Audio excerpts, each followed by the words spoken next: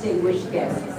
My name is Aisha Khan and I will be moderating this session titled Climate Justice, New Narrative of Hope, Resilience and Security. We have a very high-level panel with us today with 3 stellar speakers. I would like to welcome the Honorable Justice Mansoor Ali Shah, serving as Judge of the Supreme Court of Pakistan, the Honorable Justice Jawad Hassan, serving as Judge in the Lahore High Court, and Senator Sherry Rahman, former Minister for Climate Change and Environmental Coordination. Welcome to the Pakistan Pavilion and honoring us with your presence and participation in addressing one of the most important aspects of the climate agenda.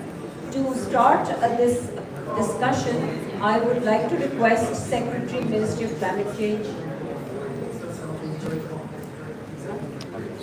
Okay, I would also like to welcome Ms. Inger Anderson, Executive Director, United Nations Environmental Program. Honored to have you with us, ma'am.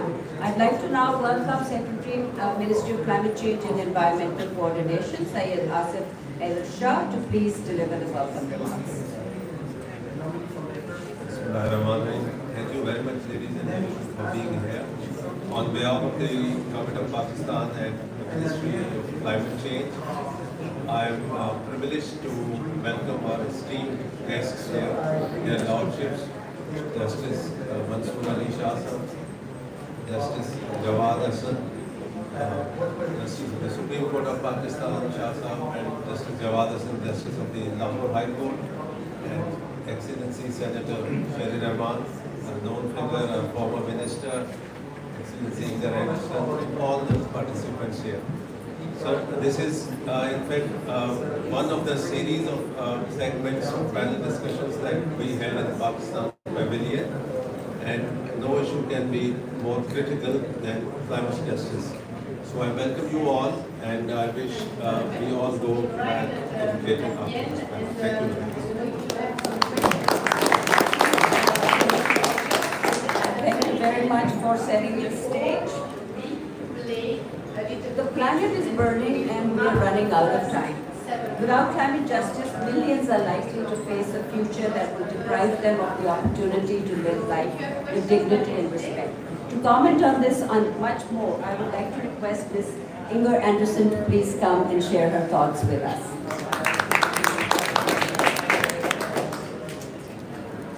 Thank you very, very much. It is a great honor for me to be here. Certainly, I should not have been the one speaking first, because I'm speaking in front of the Supreme Court Justice, Syed Mansoor Ali Shah. I'm speaking in front of the Honorable Justice Jawad Hassan, and of course my dear sister and fellow warrior Senator Sherry Rahman. I do beg your forgiveness for stepping out in 10 minutes time where I'm due to speak somewhere else. But I have to say just this. Bravo to Pakistan for leaning in on green courts. Bravo to Pakistan for raising this issue. Bravo to Pakistan for also engaging internationally in the issue of climate justice. Pakistan suffered a great injustice with a massive flood that your beautiful country endured. A flood that you will be living with the consequences of which for many, many years to come. And Pakistan has been and continues to be a shining light on many issues pertaining to environmental management, conservation, and the climate issue. Because we understand that climate justice and climate change go hand in hand. And when we ensure that the laws are upheld, that the laws will hold clear those polluters responsible, it is a step forward. Climate justice matters on the global scale, but climate justice also matters on the national scale. And this is where the Supreme Court, Honorable Supreme Court Justice, is of course setting a standard. In the context of the international work, Pakistan is well known for what it has done pertaining to green courts, pertaining to having judges that understand environmental matters and therefore can educate the law. This is not what we see across the world. This is something that a few countries are stepping into, and we do salute Pakistan for this work.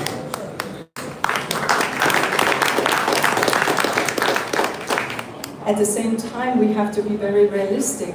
We are not where we are supposed to be with respect to climate change. And it is the countries that have contributed the very least that suffer the very most, as exhibited by your own dear country. I was privileged to visit, was it in August of last year? And I saw for myself the inundation and the way in which people who had already been struggling were now completely of the floods. And so what we are going to be seeing is more floods, are more heat waves, are more droughts, are more wildfires. And so the injustice of that is something very real. This is why you are all here. This is why you are all pushing for 1.5. We need to understand that the largest G20 economies are responsible for 75% of all emissions, and therefore they need to lean in while everybody needs to decarbonize as fast as they can, making sure, of course, that there is fair and just financing available for those who need it. Judiciaries play an enormous role and a critical role in advancing climate justice through the implementation of the environmental rule of law. And I will leave one of my colleagues behind so they can tell me all the good things that this eminent panel will be talking about.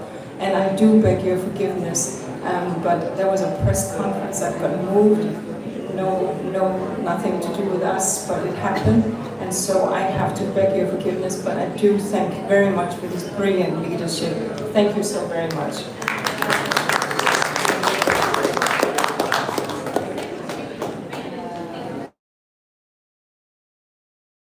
Ms. Anderson.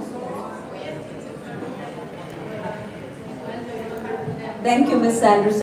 Before you leave, let me just acknowledge and appreciate your comments on the challenges that Pakistan faces, and also appreciate the efforts that you've recognized on the way forward in the need to develop social, ecological and democratic equity in a just future. Thank you so much for your remarks. We have His Excellency Majid Al-Swaidi, Director General and Special Representatives COP28 Presidency with us.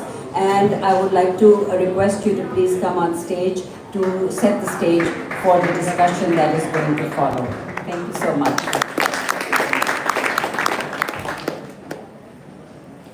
Thank you very much, and good evening, or good afternoon, I should say, sorry, to everybody. Distinguished guests, of course, Excellencies, ladies and gentlemen, it's really a privilege to be here with you today. I'd like to express my thanks to the government of Pakistan for hosting us at this event to discuss what is really a crucial topic of climate justice. Pakistan is one of the countries most vulnerable to the impacts of climate change.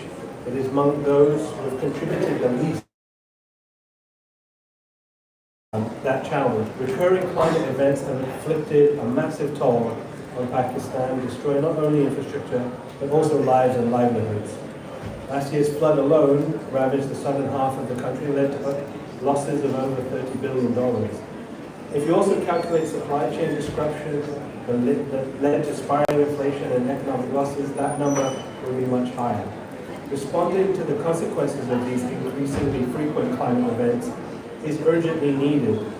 This is why we are pleased to see the operationalization and capitalization of the Loss and Damage Fund on the first day of COP28, with $726 million pledged by several countries, including the UAE. For many years and over many COPs, the Pakistani government has used its influence and voice to advocate for greater mitigation and adaptation action to unlock climate finance and deliver climate justice.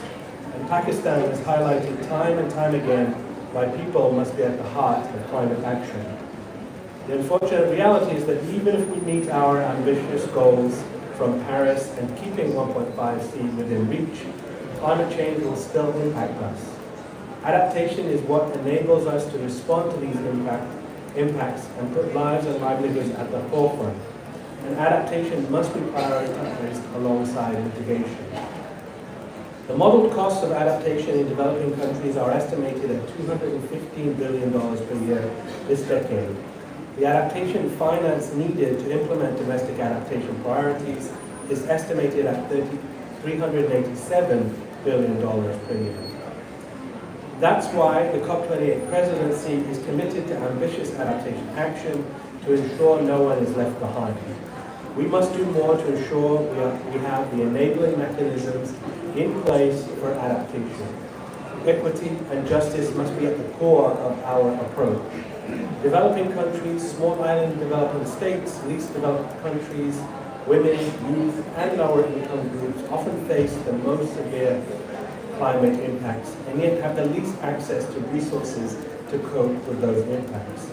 Communities affected by conflict, security, and fragility are also receiving the least climate finance per capita in the world. Science has made it clear what's at stake. While the reality is grim and in many ways there is good news. We've seen early victories and historic progress made in the past week at COP28, and this momentum is only strengthening. The world is coming together to keep 1.5 within reach and driving progress across all pillars of the Paris Agreement. I mentioned earlier the operationalization and capitalization of the loss and damage fund. With early action, we are delivering for the vulnerable, rebuilding trust, and are now turning our focus to agreeing on the most ambitious global stocktake decision possible. We also launched Altera, the world's largest private market climate vehicle with $30 billion, along with contributions from the private sector. Altera will catalyze up to $250 billion by 2030. And we secured the largest ever replenishment of the Green Climate Fund with $12.8 billion. These are unprecedented paradigm shifts in climate action, but they are also just the beginning. First, finance is one of those critical enablers that cuts across all sectors. We're making progress in our goal to double adaptation finance, but this is the bare minimum. And even once we reach that goal, we must go further beyond to match the scale of the challenge. And second, we need an all-of-the-above approach. We need to adopt a comprehensive, robust framework for the global goal on adaptation with clear targets. We must then break down silos, develop integrated and holistic responses, and ensure that previously overlooked topics are given the attention they deserve. These topics range from protecting and restoring ecosystems, food systems, and water, to building resilient societies with a focus on health, humanitarian relief, recovery, and peace. Ladies and gentlemen, excellencies, let us continue to reignite hope through tangible progress and meaningful action. We have one more week to go. We ask for your continued support and partnership as we work towards climate justice for all. Thank you very much.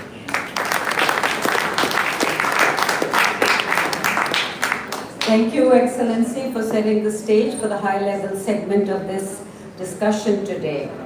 This is a COP where parties are taking stock of commitments made in Paris and setting a course with ambitious targets to plot future trajectories. While conversations in the negotiating rooms are focusing on finance, mitigation, adaptation, and loss and damage, it is important to remember that without an agenda of solutions that is perceived as fair for all, no substantial progress can be expected on any front. Honorable Justice Mansoor Ali Shah, you have the reputation of a judge who takes a rights-based approach to climate change and is sensitive to its impact on actors across sectors. You already have made many landmark decisions to your credit that highlight the nexus between human security and climate justice. Your stance is best captured in your own words, and I quote you, "While mitigation can be addressed with environmental justice, adaptation can only be addressed through climate justice." I invite you to please come to the podium to share your thoughts on the role that the judiciary can play in advancing climate justice and ensuring that it is effective and provides timely relief.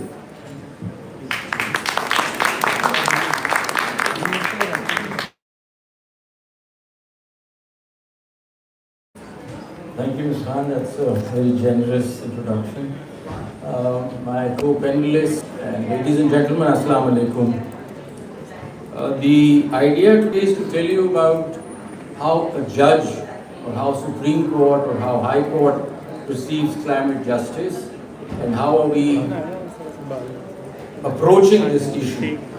But what's very important at the very outset that I want to say is that Pakistan is the first country that has invited its Constitutional Court judges to COP28 to highlight its robust environmental and climate justice. This is the first. I don't know of any country. I think that's very forward-looking that Pakistan has done that, because judges around the globe are playing a very effective role as far as climate justice is concerned. But Pakistan is the only country that has brought its own judges and having a session for that. Pakistan is the first country that has weaved international environmental principles like sustainable development, precautionary principles, public trust, etc. to its constitutional values and fundamental rights, and called it environmental justice. So the term environmental justice has also been coined as an amalgam of fundamental rights and international principles. Pakistan is also the first country to have the first judgment on adaptation in the world of climate change, which has come to be known as climate adaptive jurisprudence and will go a long way in developing climate constitutionalism. I think that deserves a clap.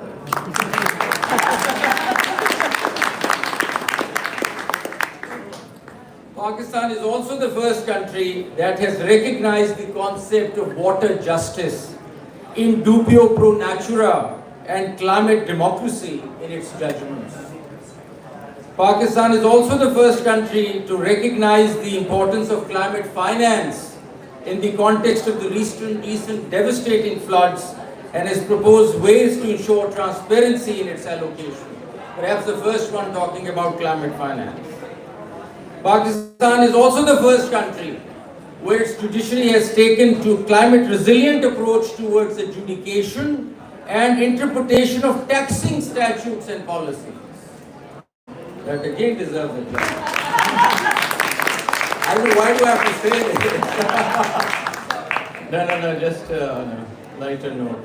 So the fact sheet, let me tell you, ladies and gentlemen, I sit in a court, the highest court in my land, and I need to tell you about my country, because that's how the framework of the judge is. You see how the judges are adjudicating the matters. So I sit as a judge in the highest court of a country that is home to more than 5,000 years old Indus civilization, a country with a blend of landscapes varying from plains to deserts, forests, hills, plateaus, ranging from coastal areas of the Arabian Sea in the south to the mountains of the Karakoram range in the north, with a population of 240 million, and is the 5th most populous country in the world. Pakistan has negligible contribution towards greenhouse gases, yet it is the 8th most affected country due to climate change. That's what brings in the jurisprudence that we're going to talk about.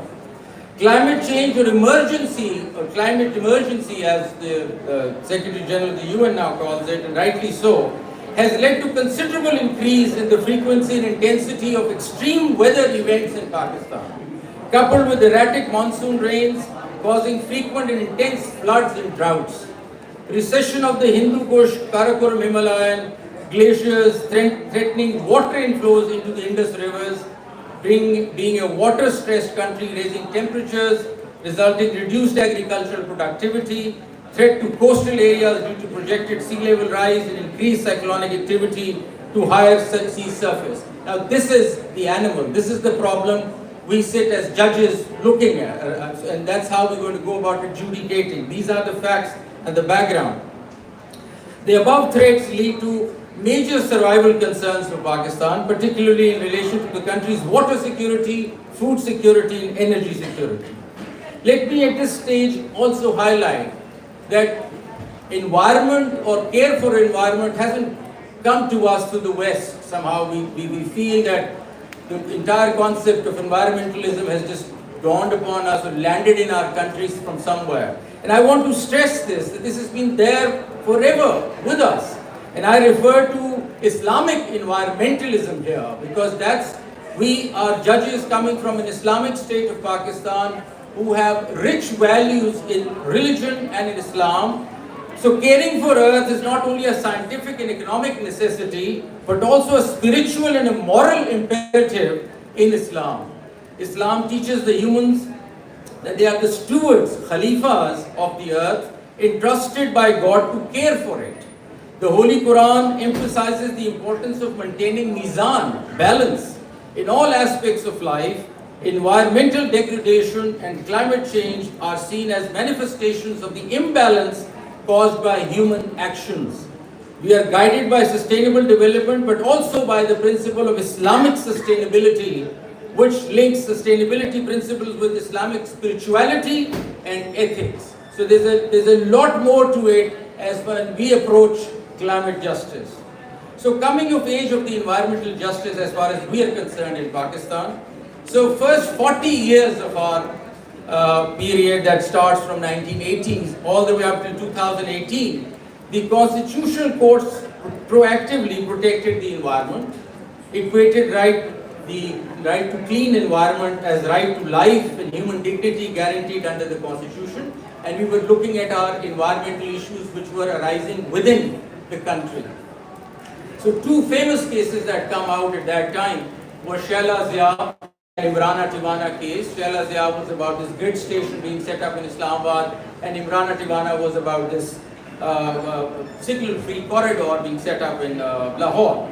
So the courts read in these, what the courts did in these two cases was that they read fundamental rights to life, Article 9, and right to human dignity, Article 14, and the constitutional principles of democracy, equality, social and economic political justice into the international environmental principles of sustainable development, precautionary principle, environmental impact assessment, inter-generational equity, and public trust doctrine, and evolved the brand of environmental justice.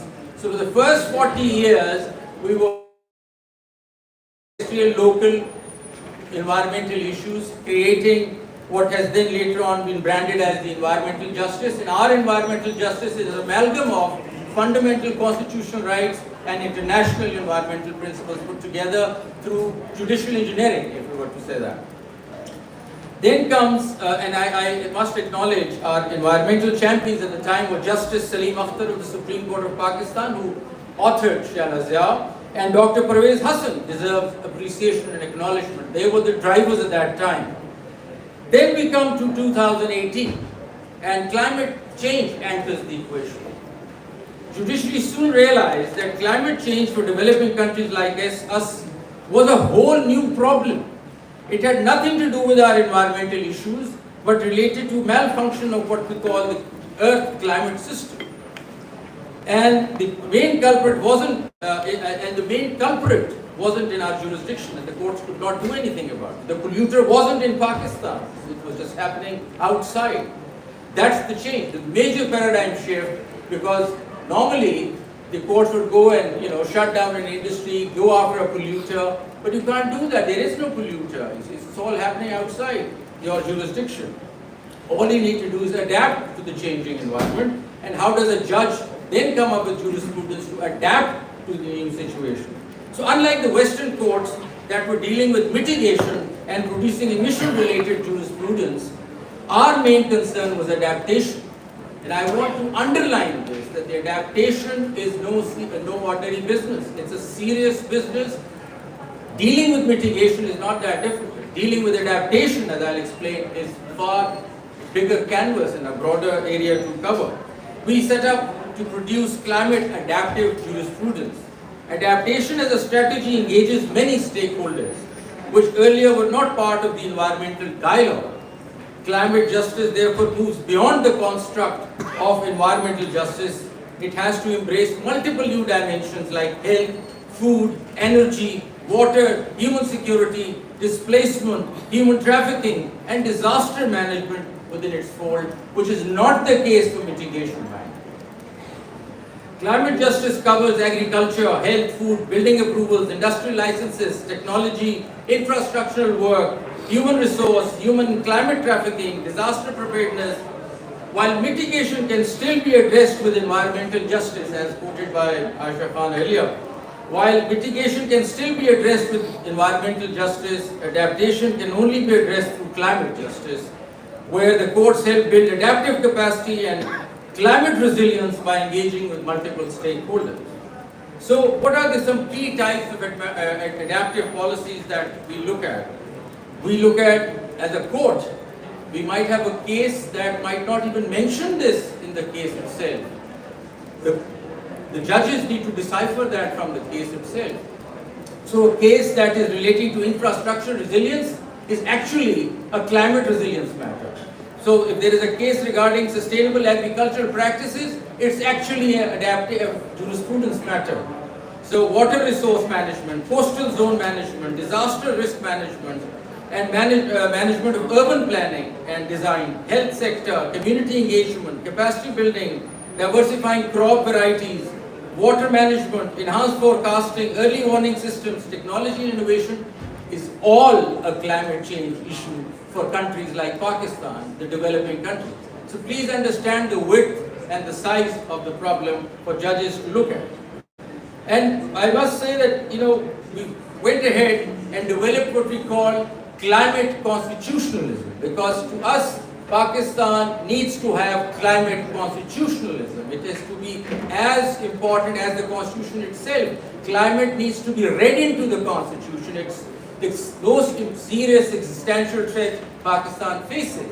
And we could not look at the constitution or any other policy or any other law without recognizing that there has to be climate resilience read through everything, every statute, every law, every provision of the constitution. We must read into it climate resilience for us to survive. So courts evolved climate constitutionalism, trying to make every sector climate resilient. So we come up with a case called Asghar Laghari, which you might have heard of. Asghar Laghari is a case where we said, okay, there is a climate change policy, okay, let's work on it. That's an adaptation policy. Let's go about it, because the government wasn't doing anything about it. Nobody knew anything about it. Nobody even knew what global warming was at that time. So when we called, the judges called these, the government and the relevant officers at that time, we could tell that they were not aware of what to do. So a very innovative way was, a pathway was carved out, and that was to come up with a judicial commission. And the judicial commission was called the Climate Change Commission, which was headed by Dr. Parvez Hassan, but it also had international NGOs like ICN, WWF and others. At the same time, it had the government, it had the civil society, because the courts didn't have an answer to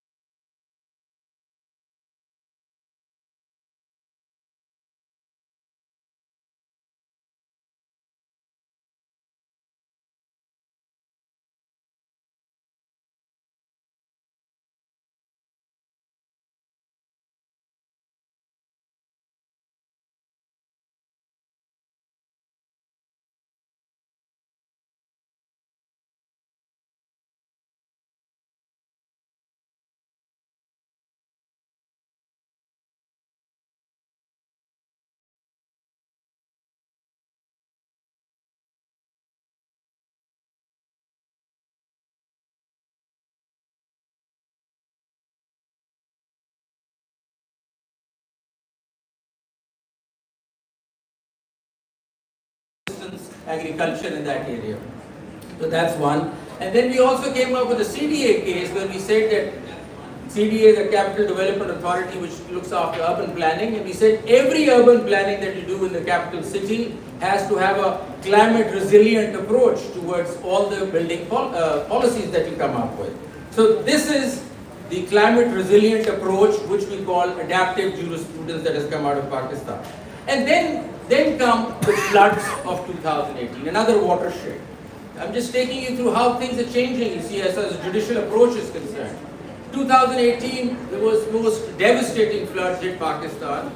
And now comes the question that adaptive jurisprudence without money is nothing.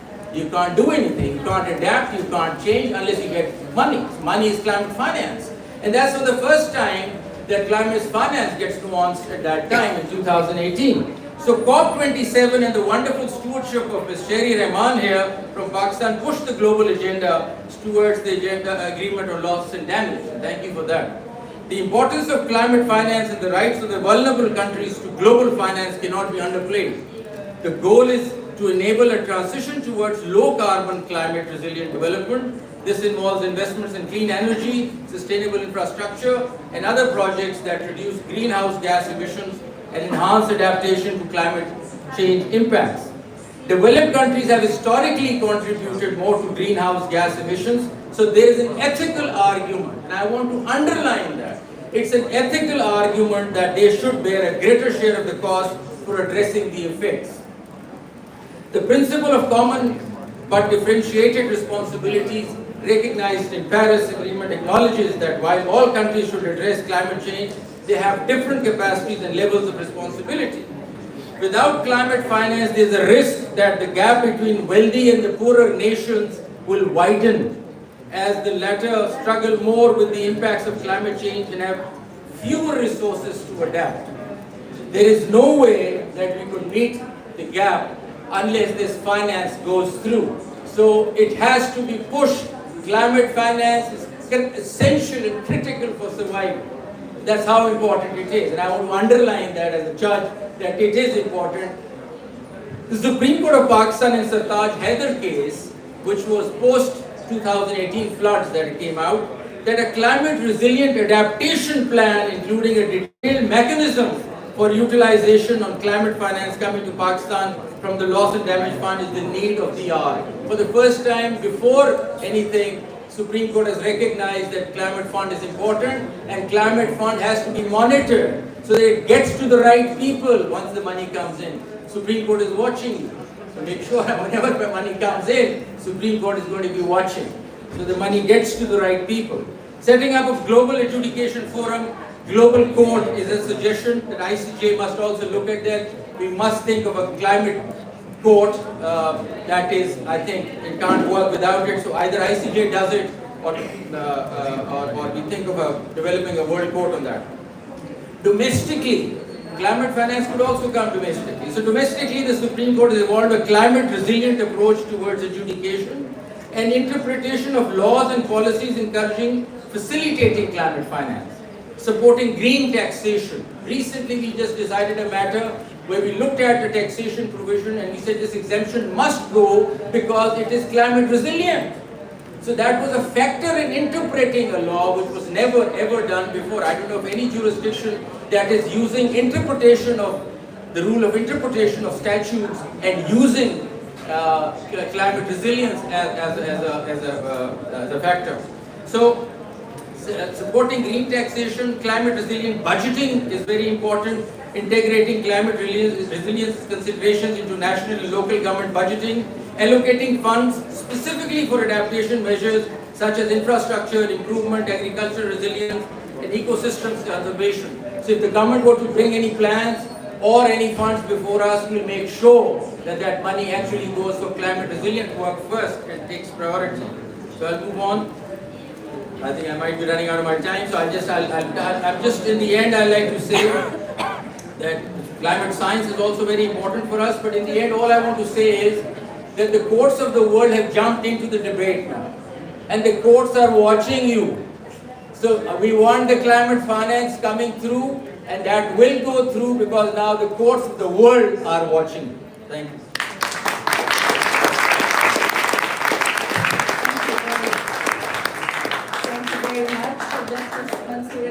For highlighting the need for constitutional support and adaptive jurisprudence for strengthening resilience. We look forward to more climate democracy globally and to green judges like you to pave the way for a fair future. Senator Rahman, you served as the climate minister at a time when Pakistan was leading the G77 plus China last year at COP27. Your role as a champion of climate justice and efforts resulted in the landmark agreement on loss and damage, which you called a down payment on investment in our future and in climate justice. L&D is now recognized as a separate entity and financial pledges are being announced here at COP28 to make it operational. But as you have repeatedly highlighted, there is still a long way to go. I invite you to come to the podium to share your thoughts on the next steps needed for mainstreaming equity and justice in climate change law and policy in ways that ensures that development leaves no one behind.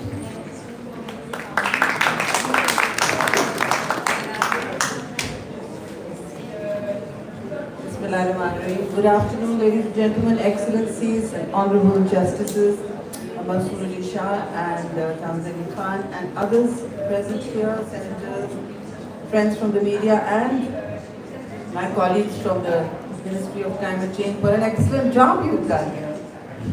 I think itna to banta hai, Shah sir. And very quickly, I'm going to not speak from the thoughts already shared. I don't want to repeat what's been said in very cogent and clear terms. And obviously, we all are collaborating towards a greener future. And courts are critical in Pakistan, certainly, and internationally, in redefining how we think about adjudicating not just disputes, but climate action itself. So before I address some of the things I really want to talk about in terms of climate justice, I just want to say that adjudicating climate justice has become very much an international new normal, and a new normal. And while we appreciate the term fit for purpose, which is important for climate adaptation, it's crucial for climate adaptation. There is no one size fits all in any race to resilience. But when it comes to international law and governance, let me tell you that universalism has protected countries like Pakistan, where, judges are not fungible, neither are many of the laws that we come about. Many people are not replaceable, right, or interchangeable. It's a question of how a particular judge, like the Honorable Judge here, interprets and regards the environment as critical or pivotal to his judgment, whom he deems as important, and which petitioner he thinks has the moral purpose driving their case. So I think that is critical. But the rest, for countries like Pakistan, and I must look at it globally as well, whenever we have walked away from international governance, most of the time, the laws, and I'm sure our judges will appreciate that many of the laws or covenants that we sign up to, treaties that we sign up to, have actually protected us, and they have been challenged locally in the name of vulnerable people being attacked, especially for women, for religious minorities, for transgenders. Oh, those are universal laws. Let's leave them alone. No, we have signed the UN charters that bind us, and those laws apply to everyone in the world. So there is no fit for purpose human rights laws, especially those that apply to climate. Yes, adaptation is entirely fit for purpose and local. But do not tell me that we must create our own frameworks. That sometimes culture is quoted, Judge Saab, sometimes culture is quoted as a reason to keep people behind. I was with Benazir Bhutto Shaheed many years ago at a huge international conference at the United Nations. It was Beijing, and then one was Cairo, when a great deal of pressure was put on the Prime Minister of the country to not go, to not sign CEDAW and other international commitments. The same applies to environmental laws that generally are signed on by us. We are signatory to over 20 treaties and covenants in climate change and environmental protection. And I'm very proud that we make a great deal of effort to abide by them. But let me just also say at the outset that, there was talk about climate justice, which lies at the heart, in my view, of the bargain between the global north and the south that was struck at Paris. That was the spirit of the Paris Agreement. Where are we today? At COP number 28. I'm sorry, Majid, my friend was not here to listen, but I really feel strongly that there are two toxins at the heart of the climate crisis. Two. One is inaction, and the other is injustice. Those were addressed by Paris. What do I mean by that? Inaction has a great bearing on injustice, because the inaction of a big polluter has a clear impact on your life, on my life, on the woman who's carrying water from a field to the home for miles. That has a direct impact. Inaction today at COP28, which is a historic opportunity. Well, every COP is a historic opportunity, because if you don't make good, then you've missed a landmark date for saving not just the planet, not just the future, but half the world right now. Why do I say half the world? Because half the world is what is actually being left behind as we speak. The bumper sticker is leave no one behind. Is that not? Is that not? May I have your attention at the back? The bumper sticker is leave no one behind. Well, right now, according to the synthesis report of the IPCC, we are leaving half the world behind already. The vulnerability index is only going up. The emissions gap is not particularly down either. In fact, quite the contrary. I remember at the last COP saying 1.5 has not been kept alive. We are going straight to 2.8, and people thought that was, well, a little bit of a doom and gloom Cassandra conversation. Well, here we are at 3 degrees centigrade, as the UNEP report tells us. Onwards towards 2.8 to 3. What will that do to the vulnerable? You will not feel it in the cooler climates or the richer climates. Why? Because the richer are better prepared. They understand the governance of resilience, because their governments run differently. They run on oiled wheels and inclusion mostly, not thoroughly. And ours, the post-colonial states, are busy still picking up the pieces from the last disaster, which no one actually hears about. Now, Pakistan is not about the Great Flood of 2022. It is not. But it has been marked, scarred, and defined by it. So why will we not let the rest of the world be marked and also defined by it, not scarred? There's no shame in Freud here. We don't want to enjoy other people suffering.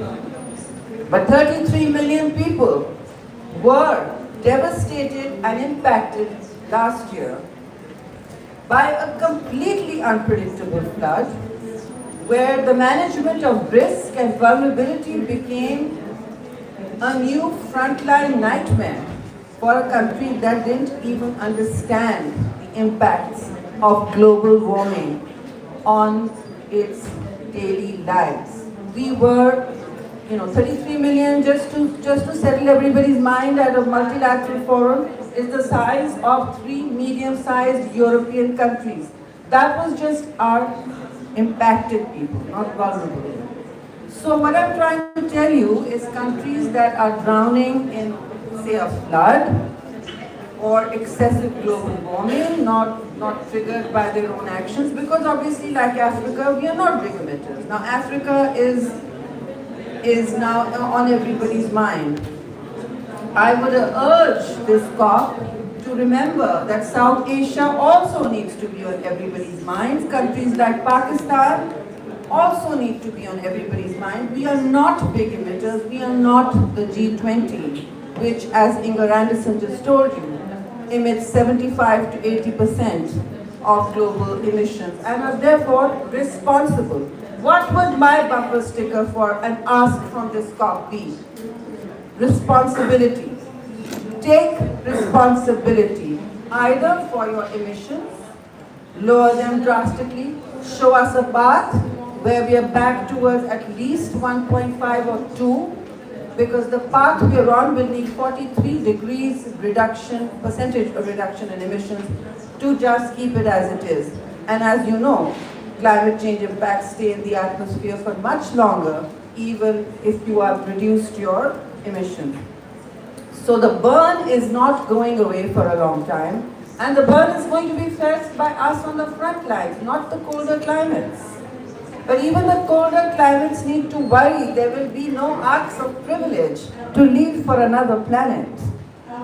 Not in time, because the clock is ticking. This is not happening in some foreseeable future. The clock is ticking on all of us right now, and we are going, there's a lot of money going to be poured into searching for Mars, looking for Mars, landing on Mars. Of course, man's quest to explore the unknown is what takes us to great heights, but it also leads us to over-extraction, over-consumption, and ignoring the fact that, yes, I said last year what goes on in Pakistan will not stay in Pakistan, ignoring that the climate is connected, the ecosystem is connected, everything is connected. If my ecosystem fails, make no mistake, one way or the other, your ecosystem next door or the one after, it depends on El Nino, whatever, will also collapse. And we do not want that. What was the summer of 2023? Did it not teach any lessons to the whole world? Everywhere there was climate calamity. There may not have been catastrophe, but there was calamity. And that is just a postcard from the future to all of us who are not thinking hard enough about applying this to our lives, to our policymakers, holding governments and global governments, which is this. This is the heart of global governance. This is how multilateralism works or doesn't work. One day it works, the other it doesn't. 2 steps backwards, 1 step forward. I don't know if this will be 3 steps forward, but that is the opportunity in front of us today. There is an opportunity to peak in a few years, to peak emissions, but it's not close enough for those of us on the front line. We who live in that red arc of vulnerability are already burning up, and we didn't know why. Now we know why. And we are going to hold you to account. That to me is the heart of climate justice. There are hundreds of now, there are at least 67 countries that are adjudicating, including ours, on environmental courts. Those are national and local contests, because climate aggravations, environmental degradations bring conflict and contest to the front line. They don't allow for peace, they don't allow for stability, they don't allow countries to recover from debt or tax whom they need to. So when the MDBs tell us that structural reform means withdrawing, say, agri-subsidies, we're like, okay, but what about the $7.2 trillion, which I haven't heard about much this week. $7.2 trillion of subsidies are going to the oil and gas sector. Won't that just wipe out everybody's debt and help flood recoveries and various other recoveries? So look, we have the money in the system. Let's not beat about the bush. Let's not be siphoned into sideway conversations, which is what's happening all over the world.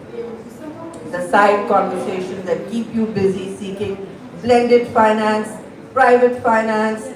Sure, we'll have that in the next session. I'll suggest cogent ways for my countries to access it.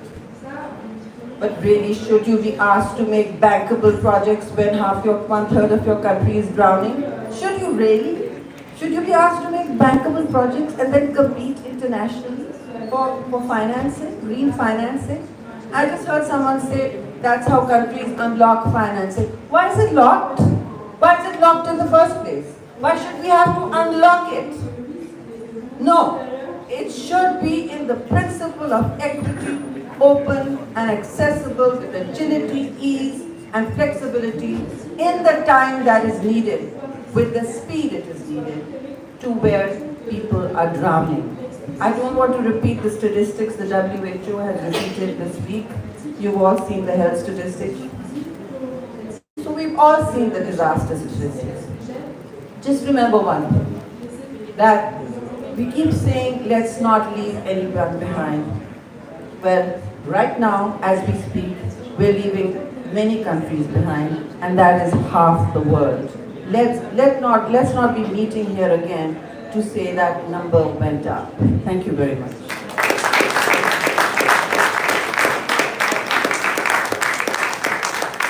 Thank you, Senator, for raising the level of engagement on climate justice to a higher equilibrium at the national and international level.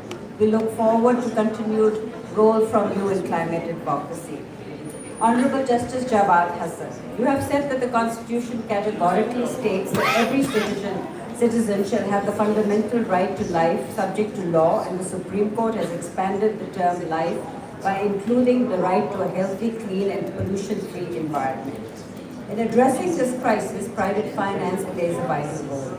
Yet, attracting private investments toward climate actions remain a challenge. To unpack the complexities about fairness, justice and equity, I invite you to the podium to share your thoughts on how to overcome barriers on finance and business that promise a fair future and shared prosperity for all. Thank you.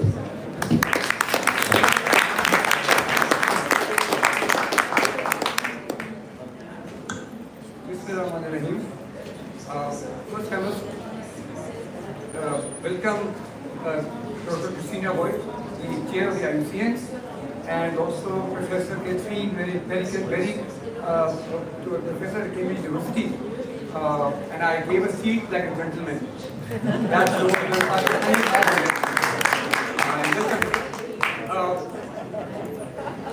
it's a great pleasure to address you all, but I must first congratulate Pakistan for this extraordinary initiative they've taken to invite the judiciary of Pakistan to share with you what first they have done in the world.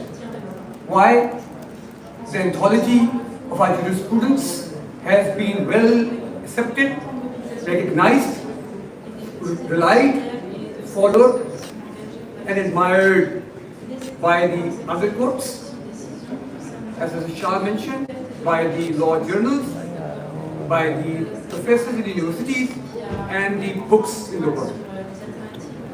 My task in a few minutes is to put into this wider international context and look at in the development worldwide. One cannot underestimate the critical importance of one having an effective, speedy, powerful, independent judiciary like Pakistan for protecting first the environmental justice, then climate justice, now climate finance. But not for Pakistan, for the whole world. That's not the judgment when you are writing. When Shah was writing judgments, and I was writing mostly the judgment of all of us, we do not think about as a Pakistani judges. We think as a global judge. The theology behind the constitutional powers of Article 199 and Article 184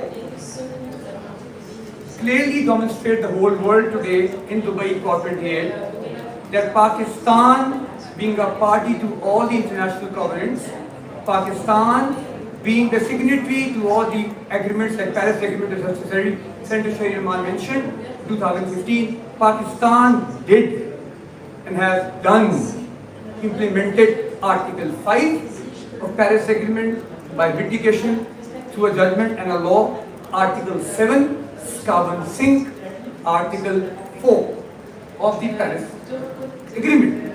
How will explain when I am mentioning 12 first points of Pakistan on every division.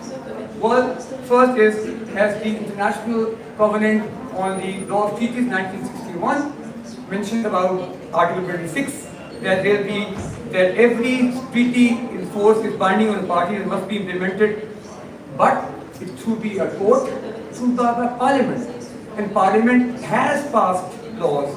Parliament has amended the climate policy at the time of Senator Shahir Rahman. They have implemented all the international mandatory requirements of the international law into a domestic law, being the transformation and the delegated country like Pakistan, not Germany, not France, which are the monolistic countries under international law. Second point, before I start, I have not started my speech yet. I'm just building my point to say how good we are. Then, everyone was looking at Pakistan and Pakistani judiciary, looking again at Pakistan and Pakistani innovations. But one drills down and see why judiciary led the way internationally, where the divide between the North and South became prominent after Stockholm 72, then became more prominent in the Rio 92, and then in Johannesburg when they included the judiciary of the world that they should be involved now. Then the prominence was showing, which I was mentioning with Professor very clear at the conferences recently, it became that now North is following South's judgment. The trigger of the judgments came in form of Mr. Mansuri Shah, the climate justice judgments. The divide is no more a divide. Now South is making the entire world as now carrying out the judgment. UK, climate justice, Germany, Netherlands, the issue relating to the issue in the US, all the countries are coming out, and even Ecuador. But what are the four factors behind our great judiciary? Number one, the constitutional powers, or to protect the fundamental rights.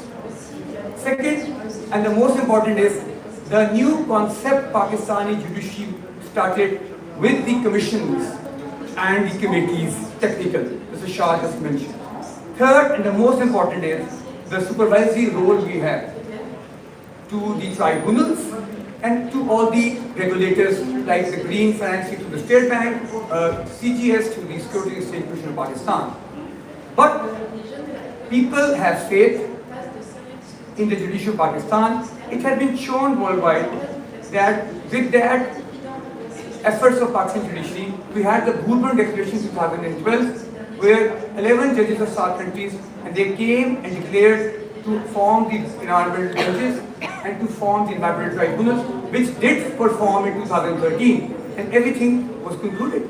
The judiciary became active. It all because of the efforts of the SAARC countries having judges coming to Pakistan in the very area of Bhutan. But these have a side effect. What are the side effects of Pakistan? Very important. First side effect, it has increased the prestige of countries internationally. I've been here for the last 4 days. Professor Mary knows we've been attending some functions. Wherever you go, oh, you're from Pakistan. You're from Pakistan, who remains in Pakistan, has in Pakistan, remains in Pakistan. The quotation of Pakistan call. Pakistan is seen internationally now. Judiciary too is a government. Two, that has an impact on foreign relations and internationally, and the position of Pakistan internationally at the diplomatic level.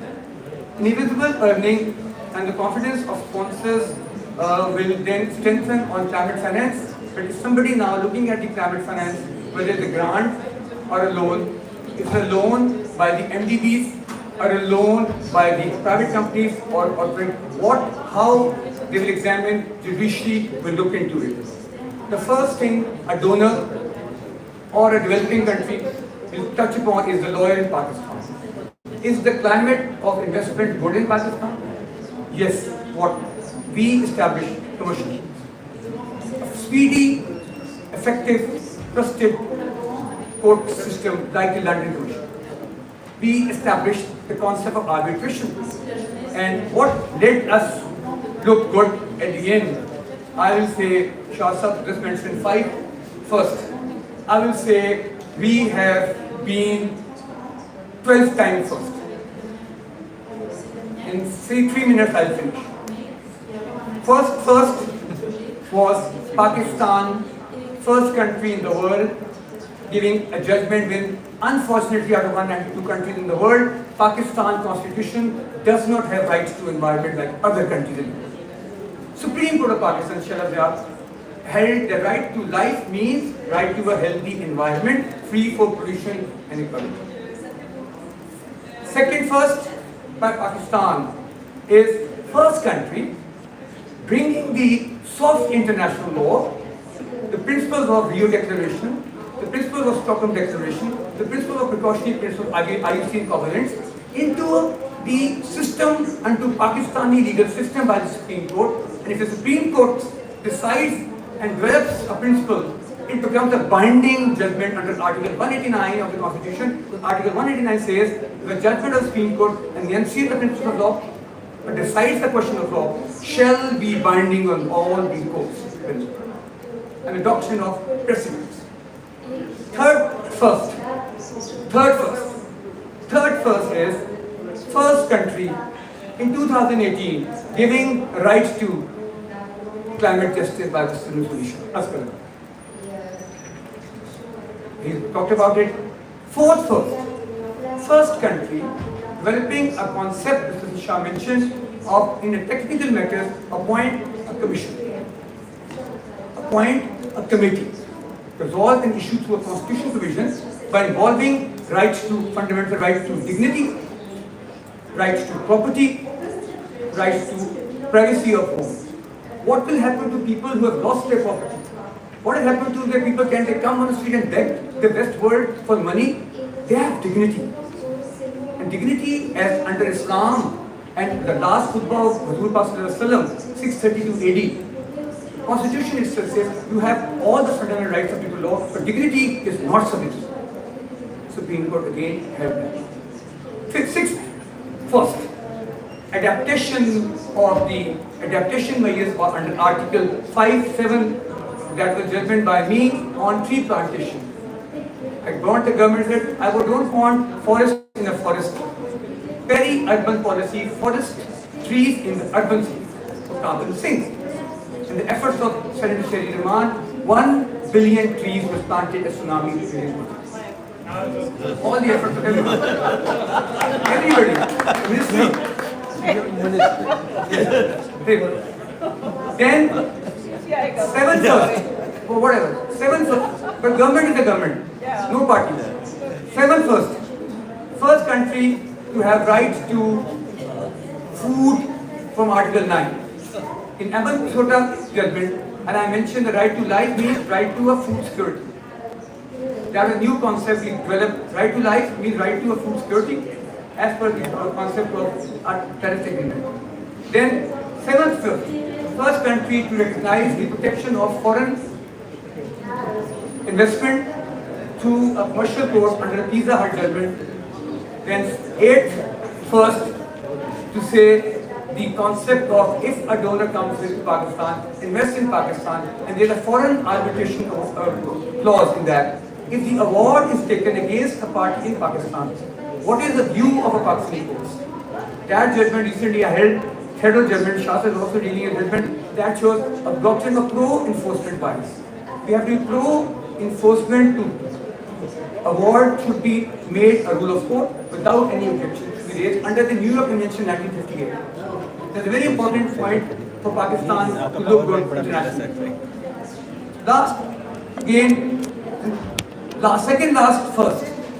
First country, recently 2 weeks ago given a judgment on to avoid a dispute between a green project in energy and a green project of investment between two partners, foreign partner, local partner. Can we go to arbitration? Long time, lot of money involved. If we go to any other litigation, long time, lot of money involved. London is very expensive for Pakistan now with the exchange rate. So I came out with a concept called regulatory mediation to the Security Exchange Commission of Pakistan. Mediation could be a facilitative mediation. It could be a evaluative mediation, and that mediation worked out. They didn't go to IDEA, they didn't go to arbitration, they came out, settled the issue, and the project in sync is happening. That is a new invention we did. And last, Pakistan is also the first country to first time discuss in detail the principles of Islamic principles into a judgment, which Shastra mentioned. And the message is, man is a trustee of God in this universe. And you are just a trustee by linking with the published doctrine of common law. That concept, which is well recognized now, will be taken into the constitution, and people have developed that concept and how Pakistani courts are developing this jurisprudence. And that's what I want to say. Thank you.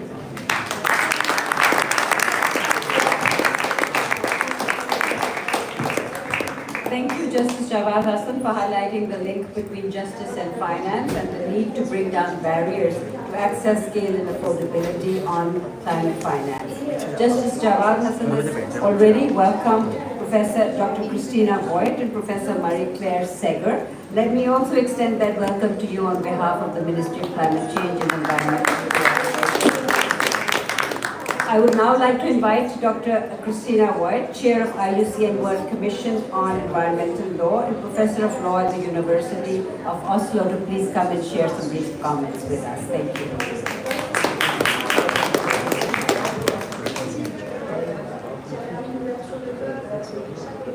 Thank you so much for inviting me.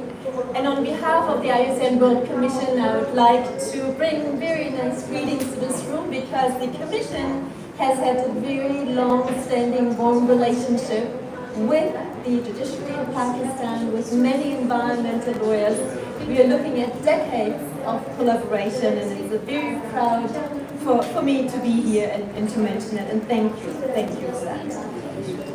We're talking about climate justice, and we've heard from Senator Rahman that it means taking responsibility for leaving no one behind in creating a future that is protective of also the most vulnerable and exposed to climate change. And here we're looking at many different levels for climate justice. We're looking at an international level where we need to take into account the differences, the vast differences between countries in creating an equitable and just international system to address climate change. And the differences lie in the contributions to the problem, be they historic or contemporary. The differences lie also in the vulnerabilities and exposures to the impacts of climate change. And the differences lie, as we just heard from Justice Jawad, they lie in the capabilities and financial possibilities to address climate change, to mitigate, to adapt, and to address losses and damages. But climate justice is also an issue of domestic law, of domestic legal systems in the context of legislative approaches, for example, planning and zoning laws, human rights laws, disaster preparedness, energy security, security for water and food. And here, when we talk about the national legal context, of course also the national judiciary plays an indispensable role to protect the rights of the voiceless and the vulnerable and the marginalized, a role to ensure the implementation and compliance of the laws that exist, and a role to hold to account those that do not act in accordance with the law. The role of the judiciary cannot be overemphasized in this fight. And as Justice Mansour mentioned, it has now reached the level of apex international courts. We have evidence that we are in good hands here, with Justices Mansour and Jawad present, and I would like to thank you for your work, and thank to everyone for inviting the IUCN World Commission on Environmental Law. Thank you so much.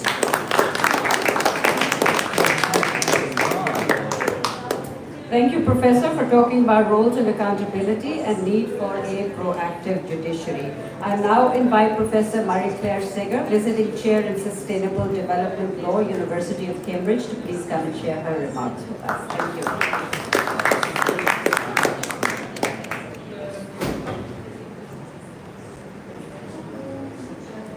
Thank you very much for this kind invitation, and thank you for the incredible work that you are doing in such desperate situations and circumstances. Thank you for your leadership. And thank you especially for calling upon all of us and this COP and the world to recognize climate justice and the hopeful dimensions of climate justice.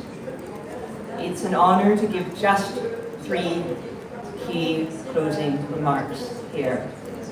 The first, of course, is to recognize and honor the contributions of Justice Jawad, of your judiciary, sir, Justice Mansour, and of the Senator and the entire legislative movement that she is leading, as well as our colleagues from the IUCN World Commission, in moving forward, not just the thousands of lawyers becoming involved through Climate Law and Governance Day, through the broader initiatives throughout society, through the specialist groups that IUCN is leading, and through the International Bar Association, the International Law Association, and other partners. When things get very, very bad, when they're really wrong, we call in the lawyers. There are over 110,000 people at this COP, not because we have succeeded. As someone who has been here since 1991, in the prep comms to the United Nations Convention itself, and was there with Mary Robinson in Paris, when she said, Marie-Claire, climate change is the justice challenge of our century. I can tell you that it is time to call in the lawyers. And in particular, when I look at the rivers that are drying up in Kenya, that Chief Counsel of the World Bank, Victor MOCC, spoke about so eloquently on the closing of Climate Law and Governance Day just a few days ago, when I look at the floods you are facing in Pakistan, that Justice Jawad brought into the day with such eloquence, and that you, Judge Mansour, and you, Senator Sherry, have brought in here as well, that this entire pavilion has been courageously bringing in to this COP. When I look at the forests in Canada, for which we went on hunger strikes when I was 17, for which we blocked the roads to save when I was 14, which because of climate change are now burning around us. I think it is more than time to call in the lawyers.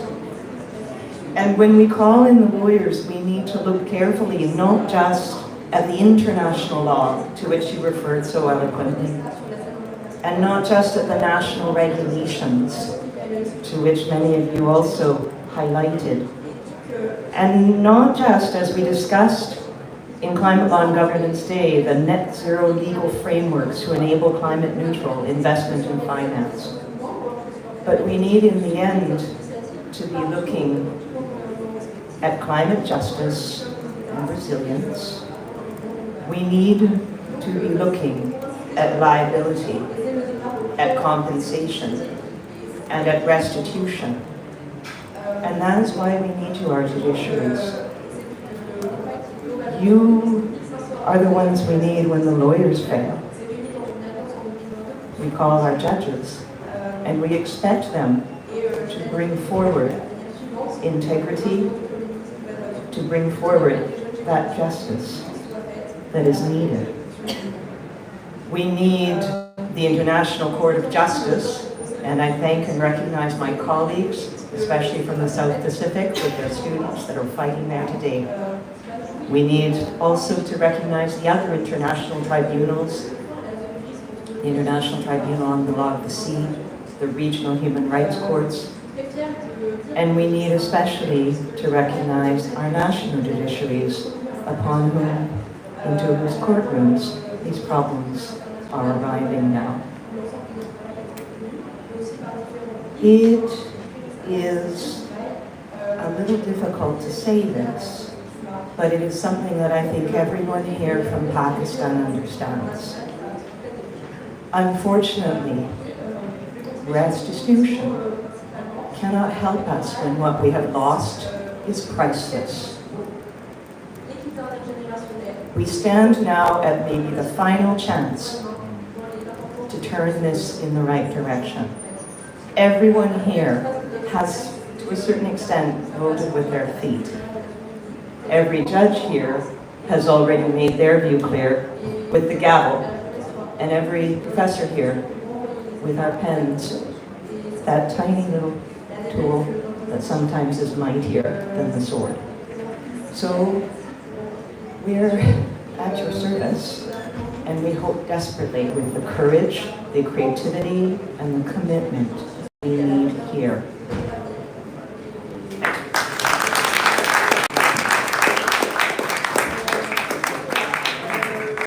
Thank you, Professor, for the shout out on integrity and justice. With that, we come to the end of this high-level segment of our discussion. I would like to thank our honorable speakers for your very valuable and perceptive insights that have definitely helped us deepen our understanding of justice and how intricately it is linked to a safe and fair future. I thank you once again for your time, contribution, and powerful perspective. Thank you very much.